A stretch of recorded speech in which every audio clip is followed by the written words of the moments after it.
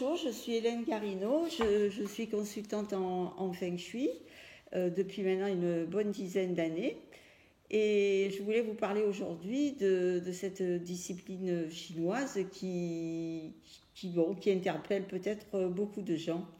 Alors, quand les gens entendent le mot Feng Shui, ils s'imaginent souvent qu'il y a quelque chose de magique, voire d'ésotérique là-dessous.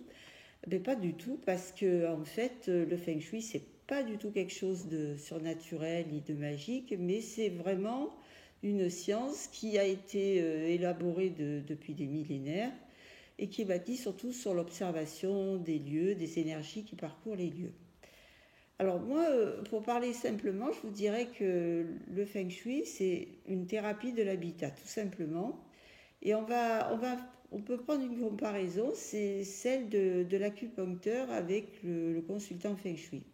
Un acupuncteur travaille sur les énergies du corps avec des outils bien spécifiques, et bien le consultant Feng Shui étudie et travaille sur les énergies des maisons. Alors vous avez certainement tous remarqué que des lieux vous sont plus, il y a des lieux où vous vous sentez bien et d'autres au contraire où vous vous sentez mal. Et ça d'emblée dès que vous entrez dans une maison ou une pièce.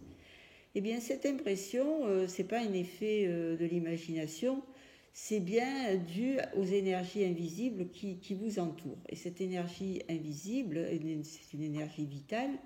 Les Chinois et le Feng Shui l'appellent le Qi.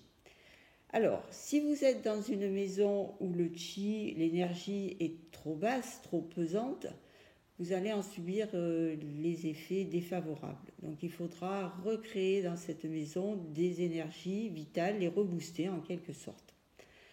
L'acupuncteur a comme outil des aiguilles. Eh bien, le consultant Feng Shui a comme outil tout simplement les concepts du Feng Shui qu'il va appliquer du mieux possible. Alors, il y a 3 concepts fondamentaux. Il y a d'abord la circulation du Qi, qui est très importante dans un lieu de vie. Il y a ensuite l'harmonie et l'équilibre des 5 éléments qu'on retrouve d'ailleurs dans la médecine chinoise. Les éléments qui sont le bois, le feu, la terre, le métal et l'eau.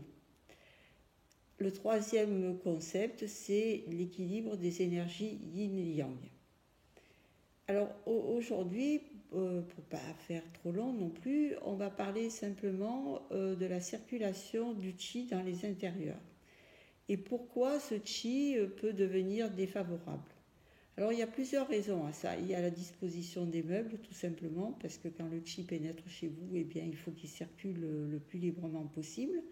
Un petit peu comme si c'était un cours d'eau bienfaiteur qui va rentrer et qui va alimenter, qui va nourrir toutes les pièces. Après, il y a des éléments qui vont favoriser le mauvais Qi, c'est-à-dire le Qi qui apporte une énergie mourante et néfaste à la maison. Alors, il y a des tas de choses qui peuvent y contribuer, par exemple, tout simplement le désordre, la poussière qui s'accumule sur les meubles, des coins où on ne va pas souvent et des gros coins qui sont mal éclairés et qui sont vraiment des réceptacles à d'une énergie stagnante. Il y a aussi dans la cuisine la haute aspirante qui est mal nettoyée, malheureusement la saleté qui peut s'accumuler des fois dans des coins d'étagères. Et puis aussi des éléments de décoration qui apportent un chi défavorable, par exemple des tableaux avec des sujets très tristes, voire agressifs, des bouquets de fleurs séchées. Voilà. Donc tout ça sont des éléments qui vont contribuer à vous créer une mauvaise énergie chez vous. Nous continuerons sur les autres concepts lors d'une prochaine vidéo. Et aujourd'hui, je vous souhaite une bonne journée.